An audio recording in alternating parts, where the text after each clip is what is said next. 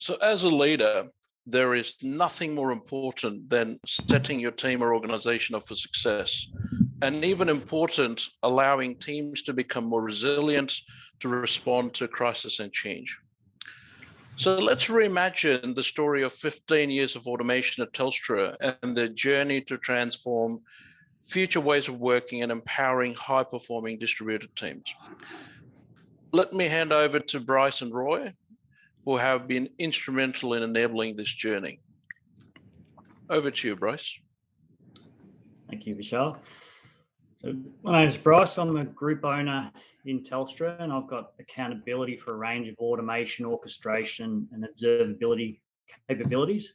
And my group focus on improving network resilience, improving the customer experience through the process of assurance, and also help us with our cost to serve, to help business more broadly.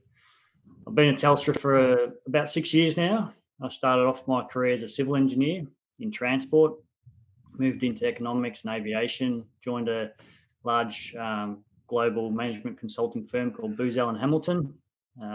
After many years in that, I decided to get a real job and move into industry, and I chose one which I had little experience in, which is telco. So that's me. I'm still a relatively fresh face in Telstra when I look at my peers, but with that, it brings a mindset that challenges the status quo and helps us take a different angle on approaches. And Roy.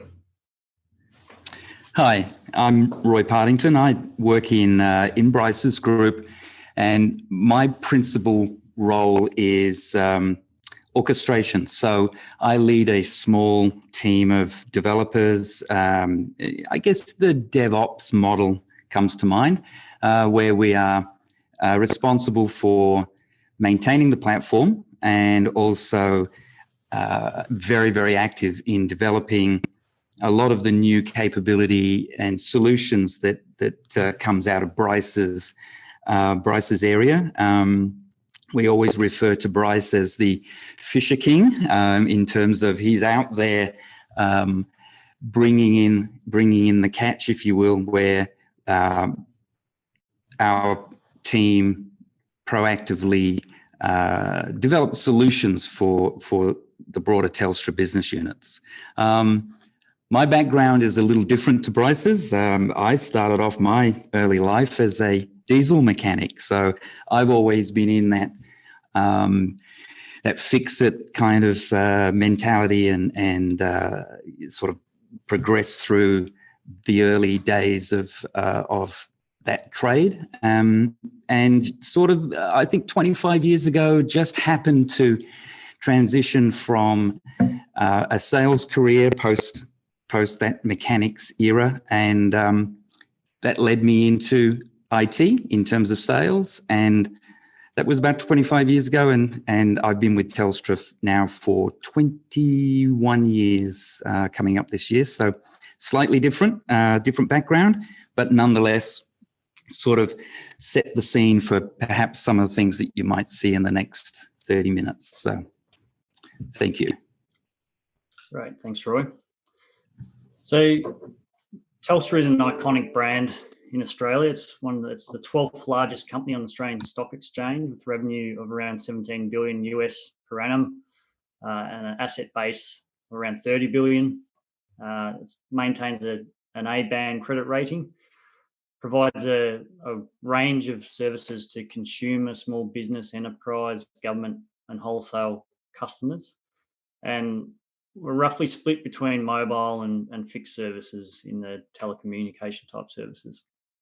Also, we transferred a large amount of assets to NBN Co in the recent restructure of the Australian telecommunications industry. We still retain a large infrastructure base of exchanges, towers, pits, pipes, and we split this off into a separate business unit called InfraCo, and we retained anything with what I'd say has a heartbeat in it in the service part of our business.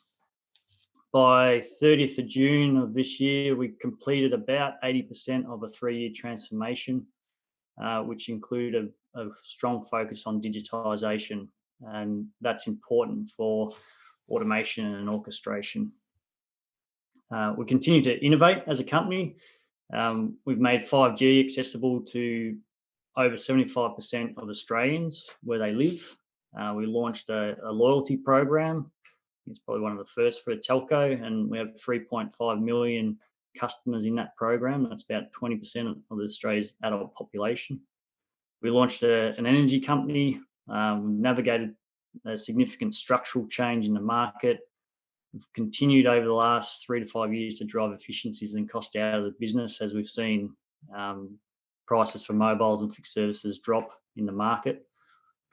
We restructured the whole organisation. So I've been at Telstra for 6 years. I think I've had more than 6 restructures, but this has by far been the largest one.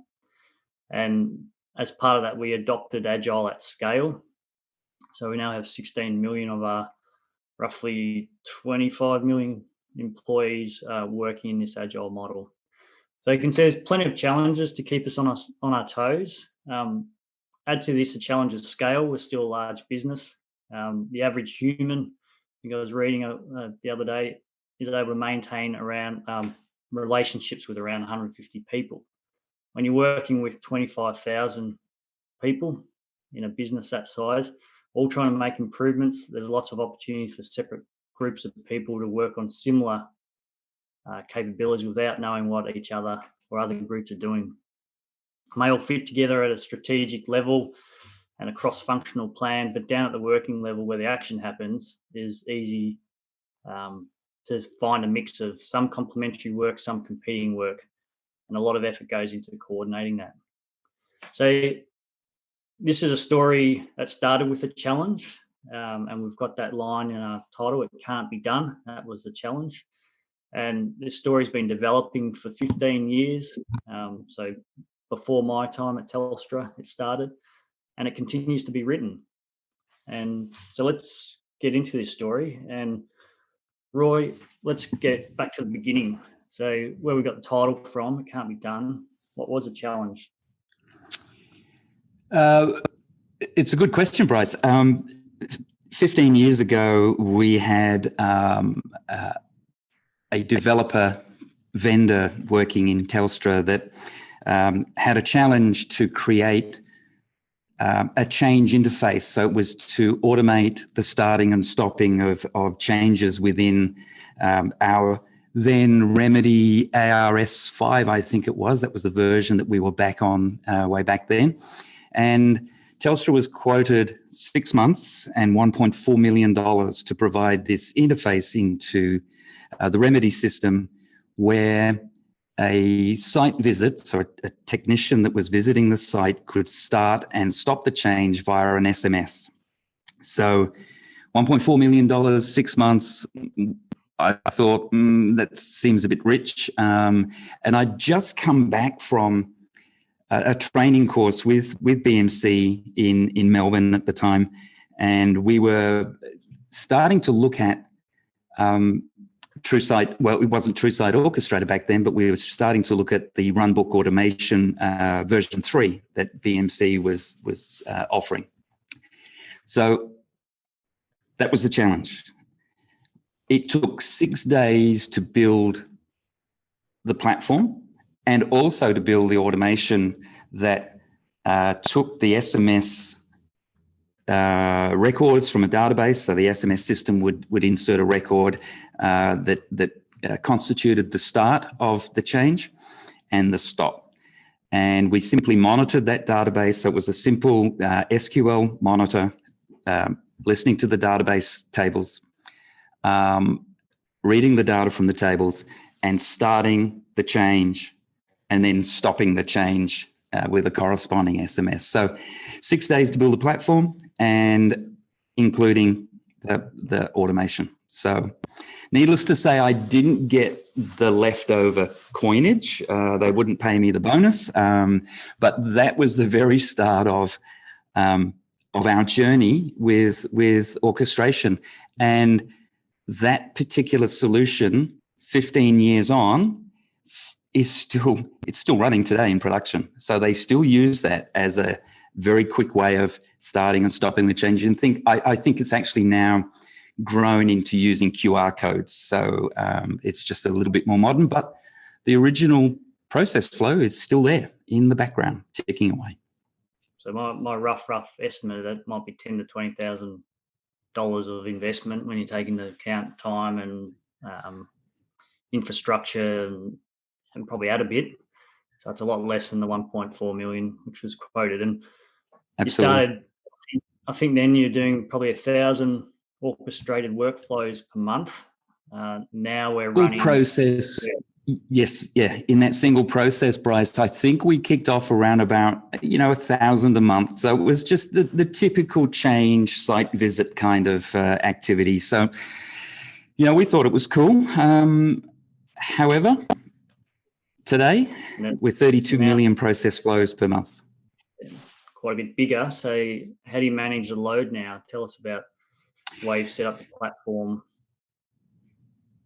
Okay, so our original platform was built on a PC. So we had a PC environment back then, which was really our proof of concept. And our favorite term, as you know, is a proof of comfort. It was more comforting to know that we could actually do this.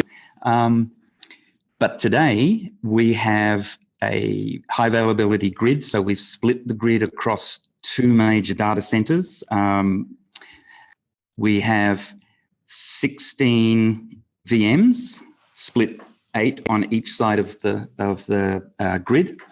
And we have a mix of lightweight activity peers, which handle all of the adapters. And we've got a couple of Windows activity peers to help with, the Windows style orchestrations, the Active Directory type of work. And also, more importantly, those Windows LEPs also allow us to integrate very nicely into TrueSite server automation and network automation. So we're well and truly bolted together with the BSA, BNA stuff. So that platform now is handling those 32 million process flows a month. We run around 60% CPU and memory. So we've got plenty of headroom in that architecture, and the ability to spin up more lightweight activity pairs and more activity pairs as we need. So I think we're in a very good place right now to handle more work and more volume. And certainly a setup which can be expanded and replicated and grown, which is great. And I think, if I remember correctly, the run books that we were using were a bit of an add-on to the main product that Telstra bought from BMC all that time ago, all those years ago. But it's turned out to be quite a valuable tool. Tell me, I know you run a pretty lean team. It's a small team. Tell me a bit about your model. Sometimes refer to it as a Spotify model. Yes. It wasn't planned, actually. It was more this natural progression of starting off with just me building that first original orchestration, and it was, I guess, how do we grow this team and how do we make this orchestration platform agile? And this was way before agile was a thing. We were agile with a lowercase a. Nimble comes to mind, and it was really, I think, driven by the fact that we didn't want to draw attention to the fact that we needed a lot of money to run. And I think back then that the costs of operations was always under the spotlight. So I think the way that we approached this was that we would actively recruit the right kind of people. So I looked for more of the attitude around troubleshooting, the attitudes around rising to a challenge, rather than skill sets and and credentials in terms of their CV. So we actively recruited people who were very good with Perl scripting at the time, very good with web application development, and also had a strong background in operations, OS management, administration of the platform. So we were fortunate enough to be able to own the full stack. So if you think of Spotify having developers that were multi-skilled across the various layers of their application, so their operating system, their back end, their middleware, and their front end, we sort of grew naturally in that direction. So we still have that model today, where we're really quick to respond to operating system requirements, tuning. As we add more into the grid, we're constantly balancing and tuning, alarming, monitoring. So we handle all of that from the bottom right to the top. So we were fortunate, but the funny thing is that this is now the model that is sort of being held up in Telstra as being this DevOps kind of new thing. We were doing it 15 years ago, so it wasn't new. And to me, that I always like to go back and strip back the labels and the brochures and think about how something works from first principles. And I think the model you described makes sense. It's logical, keep it small and flexible and nimble. You can adapt and evolve as the environment around you changes. And when you take that sort of approach, it lasts. And I think, I feel fortunate stepping into this role late in this story so far. And hopefully once we add a few more chapters, I don't feel like I'm late in the story anymore because it's grown even further. But it's a model that endures and sets us up for future challenges. So, Bryce, one question to both of you, and partnership is what comes to mind in here is with your management consulting background and Roy's really engineering background. I think there is a terrific partnership between both of you. Could you share, how do you engage the business? And how do you build confidence with your sponsors in order to go on? And what does that approach looks like? Yeah, I think, and we take if I just try and describe it in ex-management consultant like a framework. So a three-phase approach to it. So I'll go in with it may be a bit of Roy or maybe one of my peers and go and engage stakeholders, business owners, potential sponsors of the work we're doing, where we kind of sniff out a problem, we sniff out a need, we go and engage, we listen, we understand what it is, we start to put in a sense of what could be done, the promise. So it's almost the bit of the sales pitch.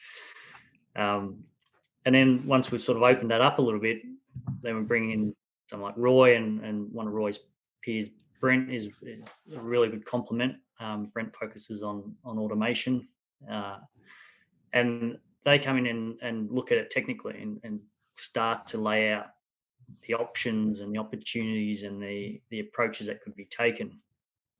And then once we've got that sort of excitement and built that sponsorship, we've got to follow that up with delivery. So we've built a reputation, and Roy's definitely been a big part in building this reputation, being able to deliver. So it's almost like the SAS type soldier. We parachute people like Roy in and they go fix stuff. They can fix it themselves. But to get the most out of someone like Roy, you have to have a team around that you can leverage. And that's where we have that team of developers who are very willing and quick to reprioritize when they need to, because we do need to deliver fast.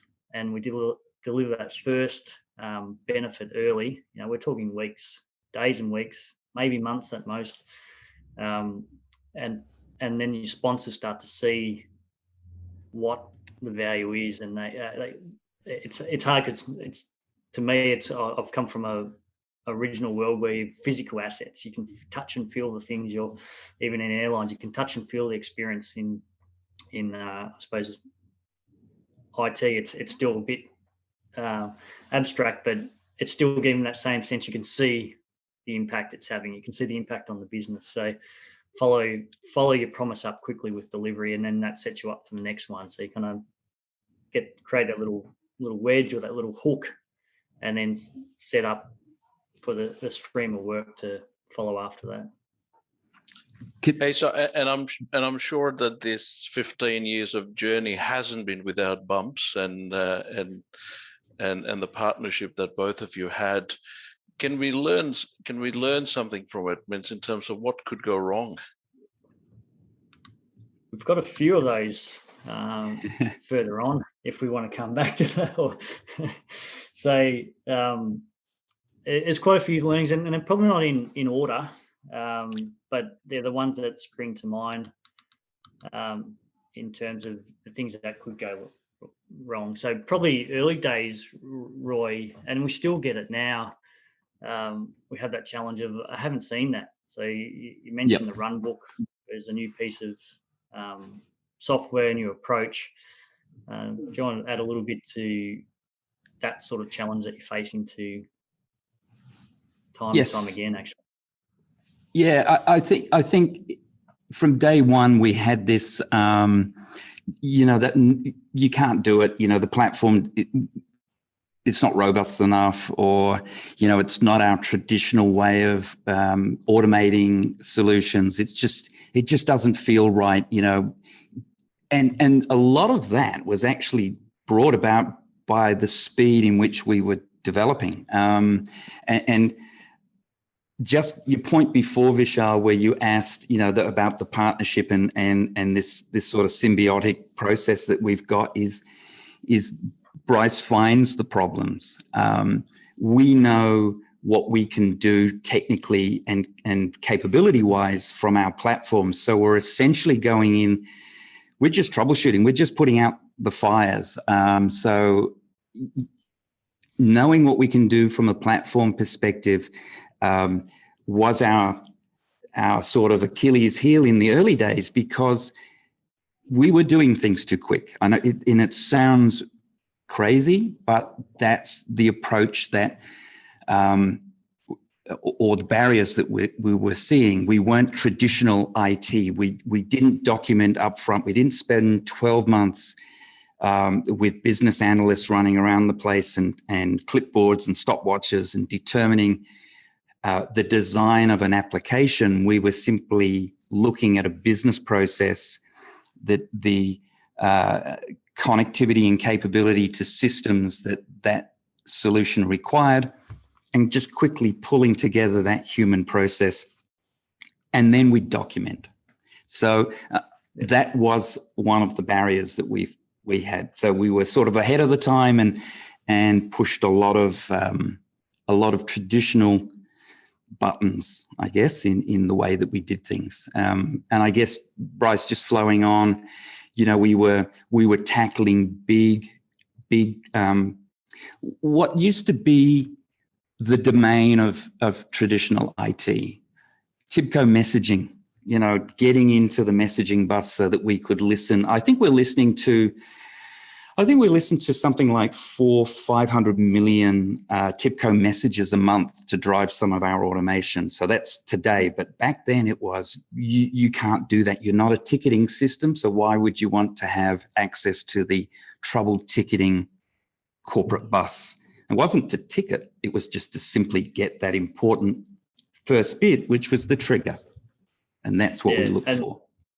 And I think that almost leads into the second challenge here, which is a too big, too fast. Like when you're small and nimble, you can afford to have less controls, because the people who are working on the problems know that they retain the knowledge, they can share the knowledge with each other. But again, if I link this back to my shorter time at Telstra, I feel like I sort of came to the party when 3/4 of the punch had been drunken and there's no food left, and we had to work with not much left over as pressures got tighter.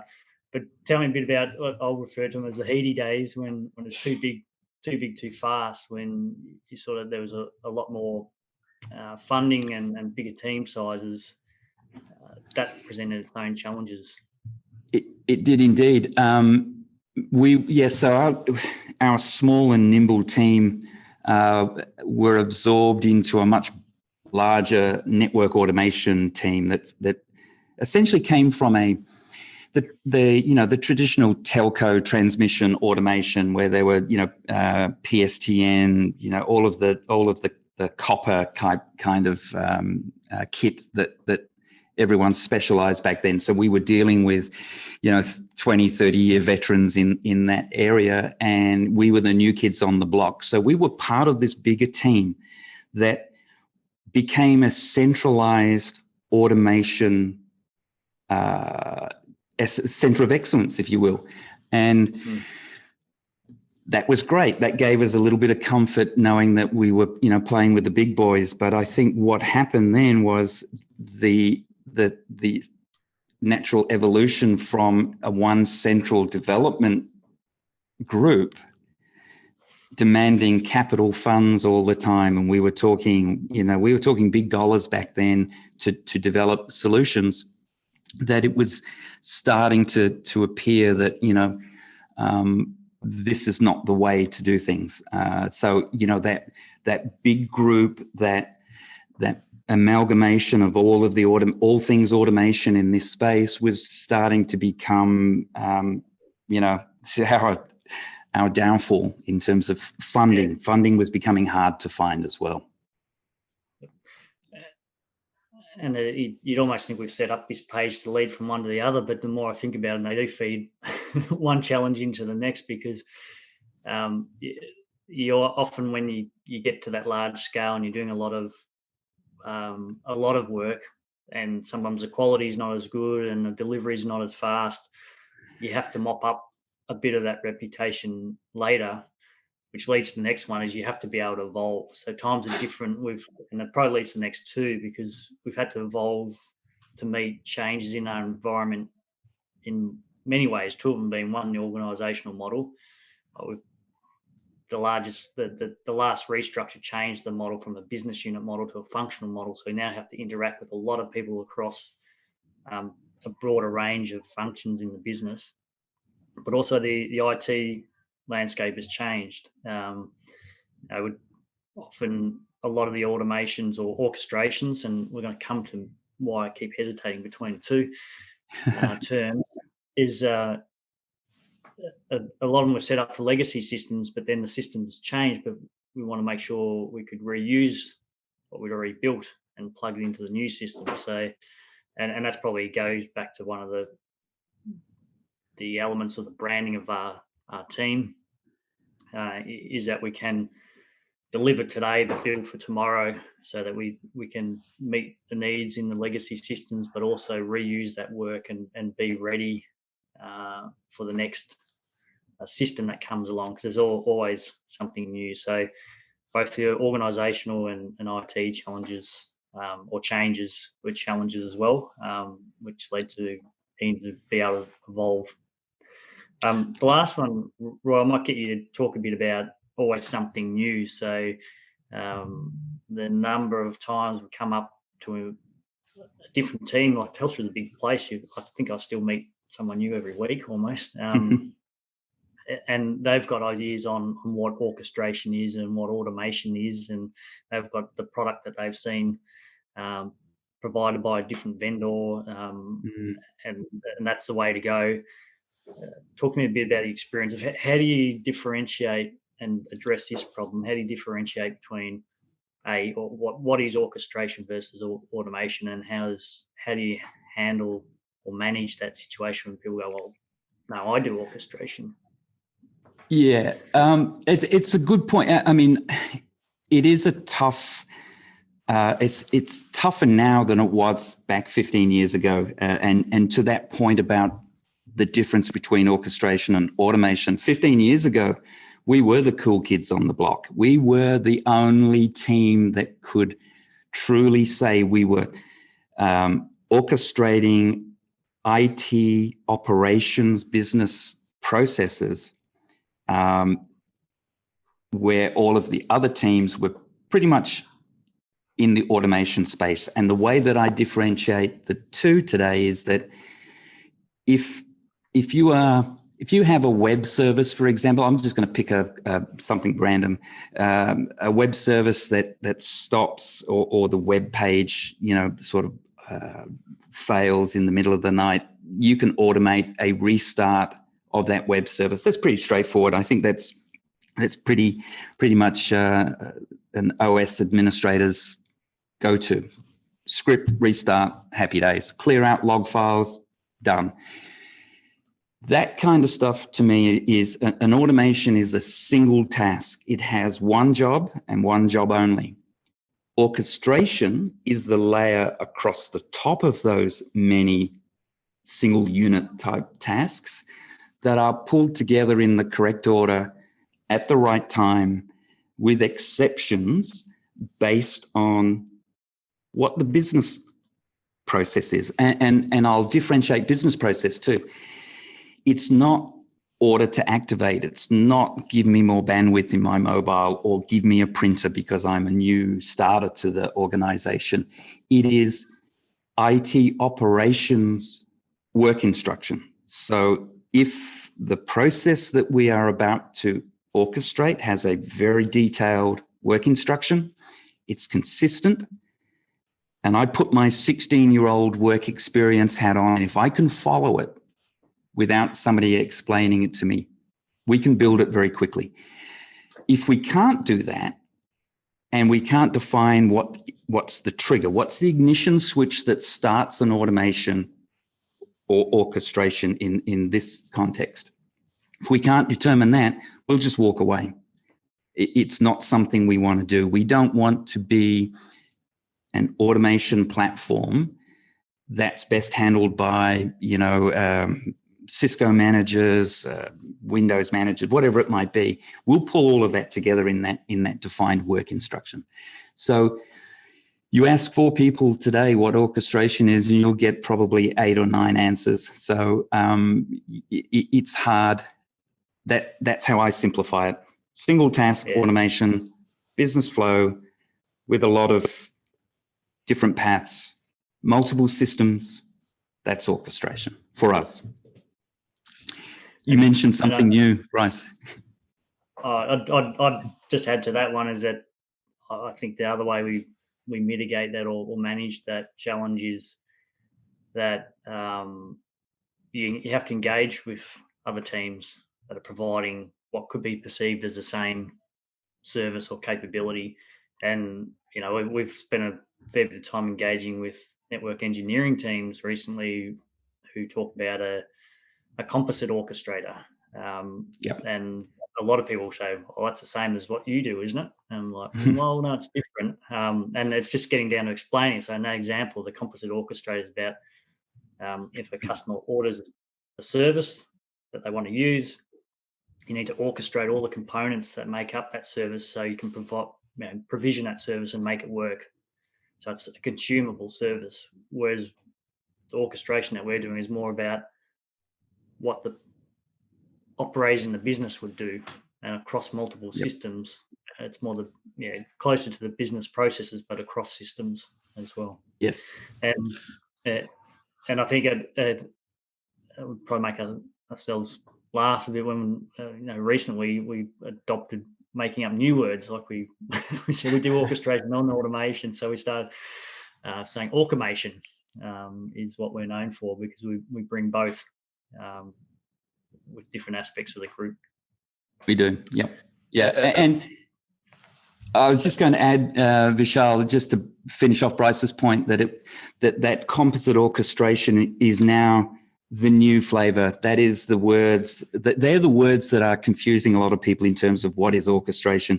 And we're, again, the ability to evolve is that we're actually changing our day-to-day dialogue in terms of dealing with some of these IT folk that we work with now, in that we are coming back, and we'll hook into this phrase a little bit sooner as we move on, but we are hooking into the words now of workflow automation.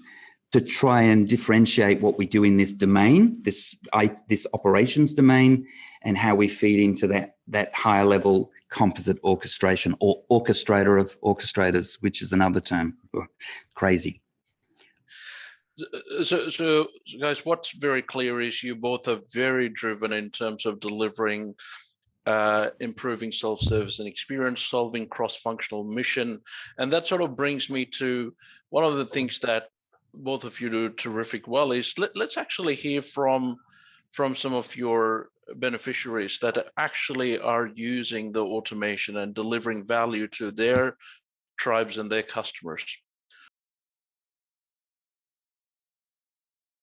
Over the last 2 years, we've proven when operational teams and orchestration teams genuinely partner in an agile development approach, and by that I mean unleash from the traditional contracted, don't commence until full solution definition with a waterfall execution approach, you then have the flexibility to achieve significant productivity and customer experience outcomes. And by way of example, in one of our key operational areas, there was a significant resource constraint wading through the noise of alarm-generated and customer-driven incidents. Now, the operational team needed to find a way to manage the sheer volume with the existing resource headcount they had, not alone creating capacity for effective problem management. Now, in partnering with the orchestration team and taking accountability on the business problem they were trying to solve, they had their technical engineers work directly with the developers. So not just outsourcing the problem to be solved and sharing some process documents. The result from this partnership was 65% of the operational team's alarm-generated incidents were auto-tested, auto-ticketed, auto-resolved, and auto-customer notified, which not only enabled them to meet the existing headcount, but actually provide additional capacity to address root causes with effective problem management, and better still, reduce their overall mean time to restore, which in turn reflected in customer experience uplift. With every experience comes lessons, and I think through this 15-year story so far, we've tried to distill down a few of the key learnings that we've had along the way, and they almost turn into principles for us to guide the way we approach the work we do. And one of them is, I think we touched on this before, Vishal, which was I mentioned the 3-wave approach. So I won't go into that one too much depth, but the first wave is kind of people like me going in and engaging. You could call it pestering, you could call it listening, discovering, understand the business need, sort out the real versus perceived constraints, work out the dependencies, build the promise and get the sponsors and stakeholders on board, send in the technical experts like Roy with the broad experience so they can investigate and assess the possibilities and solve the problem, and then have the code and the developers ready to go and deploy straight away. So you got to back up that promise with delivery to build that reputation. I like the next one, which is a term Roy uses, reuse before buy before build. Roy, do you want to talk a bit about the benefits of that? Yes. Yeah, I will, because this has sort of been our mantra, and it goes back to a couple of the points that we made earlier about the beast that we've always been running away from, which is, there's always something new, and we have to build stuff. There was always this traditional IT kind of approach. So our mantra was, we will build very, very quick, we'll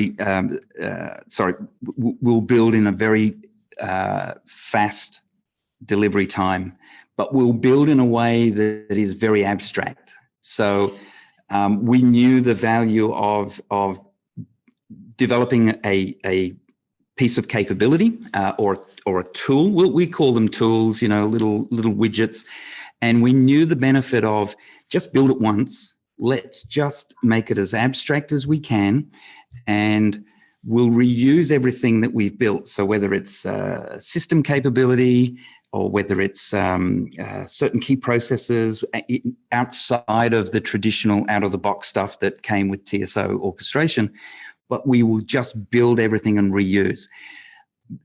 Reusing before buying for us is the way that we stayed ahead of that pack. We were able to say, we can do this, we can build this solution for a fraction of the cost that somebody else is quoting within the IT environment. For example, they were charging something like $130,000 just for a simple integration that took us 2 days. And if you look at the cost of our operations team for 2 days, I think that, Bryce, if we were realistic, that would be $1,600 compared to, $140,000. So that gave us the capability to sort of keep ahead of that pack. And then this buy before build was the way of saying, this is why we use vendors' products. I'll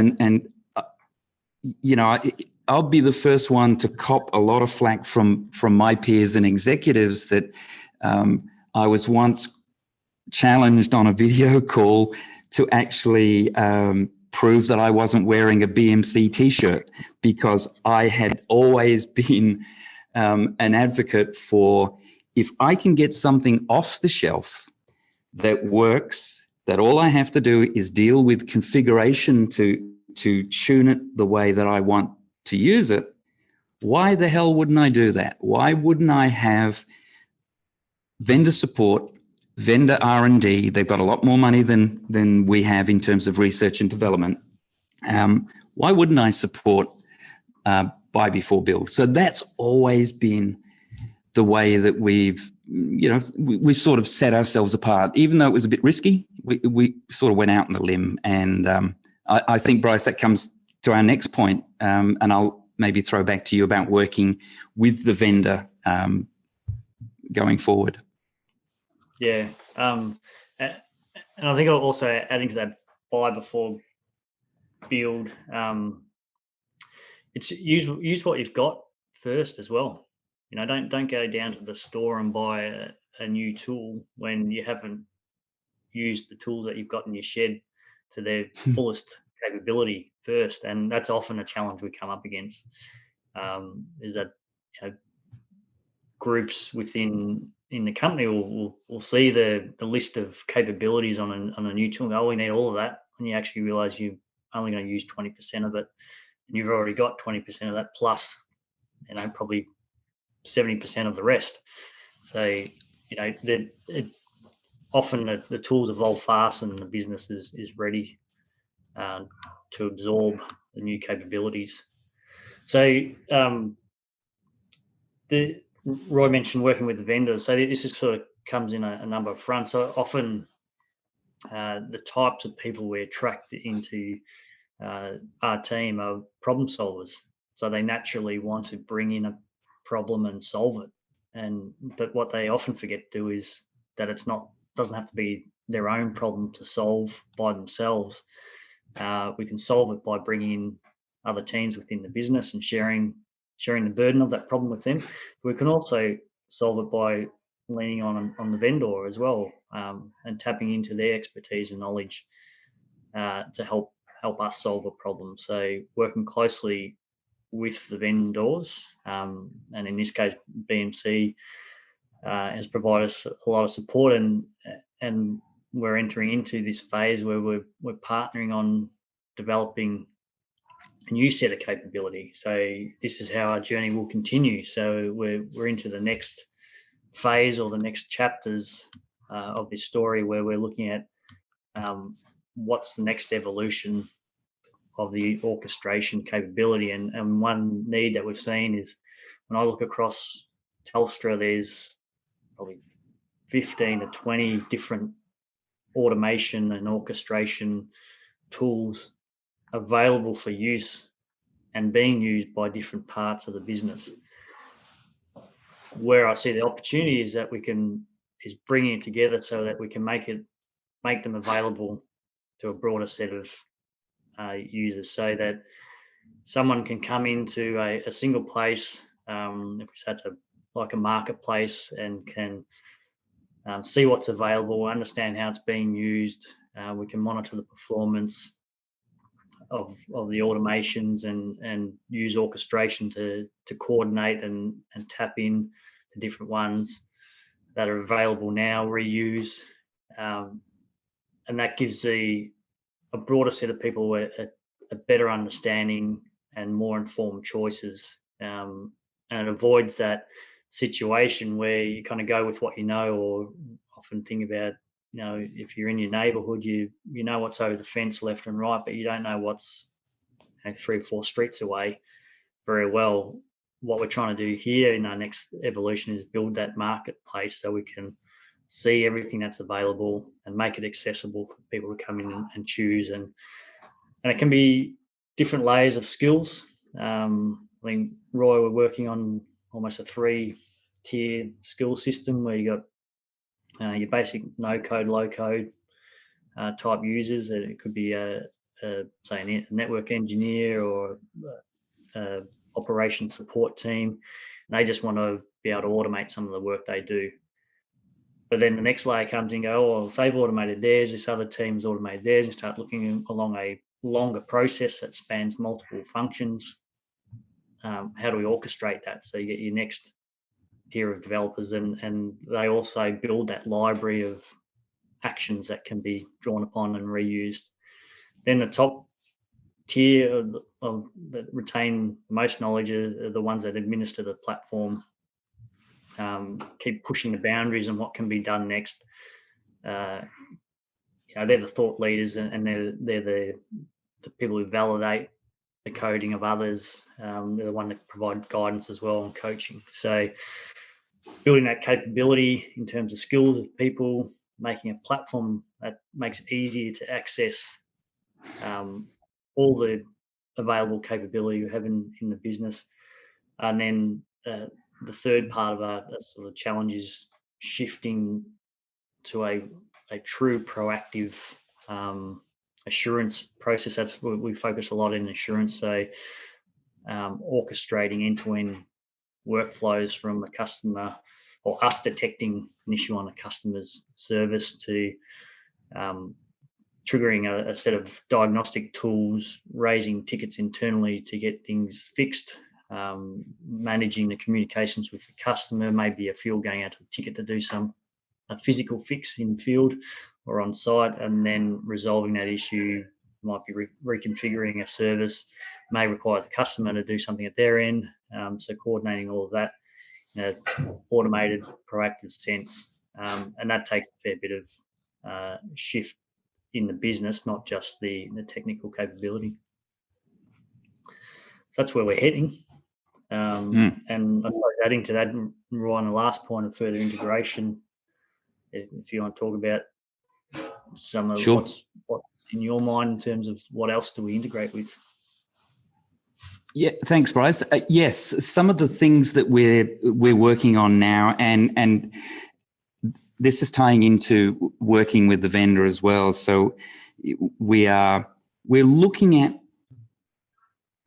observability. So from our assurance perspective, we're now evolving into this observability tooling and instrumentation type approach to all of our network devices. So we're targeting the network space initially, and what we want to do is through AI ops is to give those network engineers with no code or extremely low code the opportunity to, I guess, order to suit their own needs in terms of what triggers do they want to take from the observability platform, what constitutes an alert or a bad condition for one engineer is irrelevant to another. So we have to give them the ability to, to slice and dice their alerting data, if you will. And we're doing this with Kafka,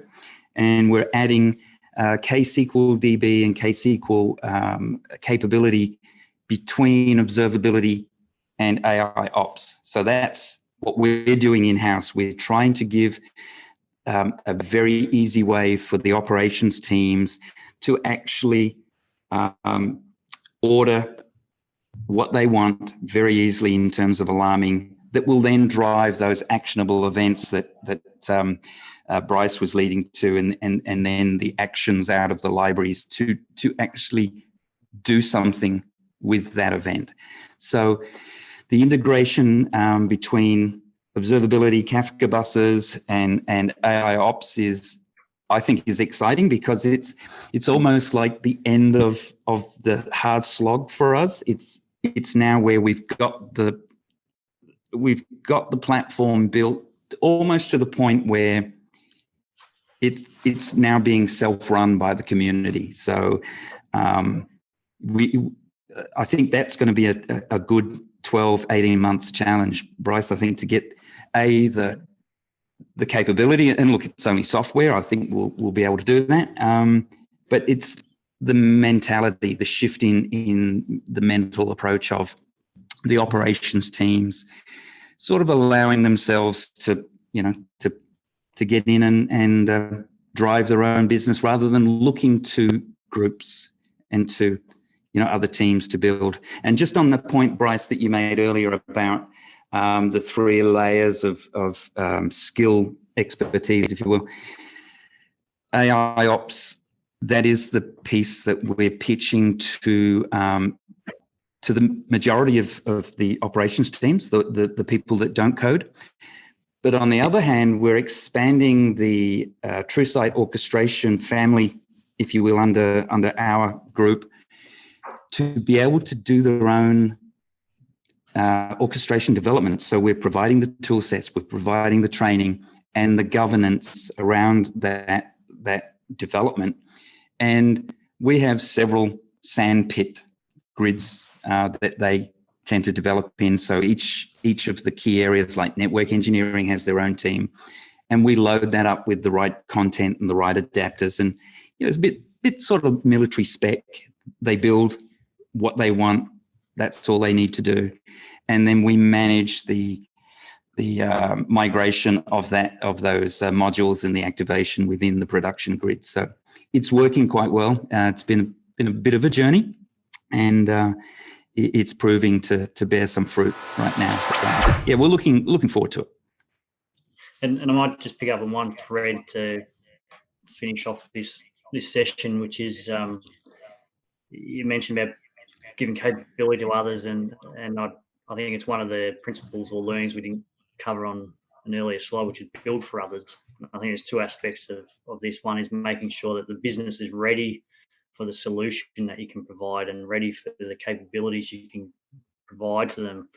And quite often we've found that of the technical capability that you have in your mind of what you can deliver, you might only deliver the first third of that in the first instance. And that's what the businesses, they're super happy with that, because they can feel and experience the difference. But the great thing about that approach is you've got another 2 capability drops in your back pocket they can use for later. But it's that making sure you pace with the business, or else you sort of waste some of the technical capabilities that you build.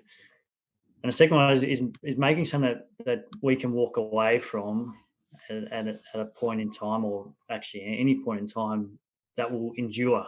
It will endure the next organisational change, it will endure the next IT landscape change. And I think there's never a static time in an IT ecosystem. It's ever evolving. So the system, itself, the solution itself, needs to be able to endure, but the model you have going with the team that you run, that has to be able to endure as well. And you build it for others, and that then builds that legacy that you leave if you do walk away into a different role, or things change and do something differently. So that's what we want to leave behind. We want this story to go on, whether we're part of it or not. It needs to keep building. There's a lot more potential, a lot more exciting work to do, and we look forward to keeping on writing the next chapters and thinking about the 2 or 3 chapters ahead. Indeed. Bryce, Roy, thank you. We absolutely look forward to sort of doing that co-design work with you in terms of building the marketplace that the aspiration is to deliver those future objectives.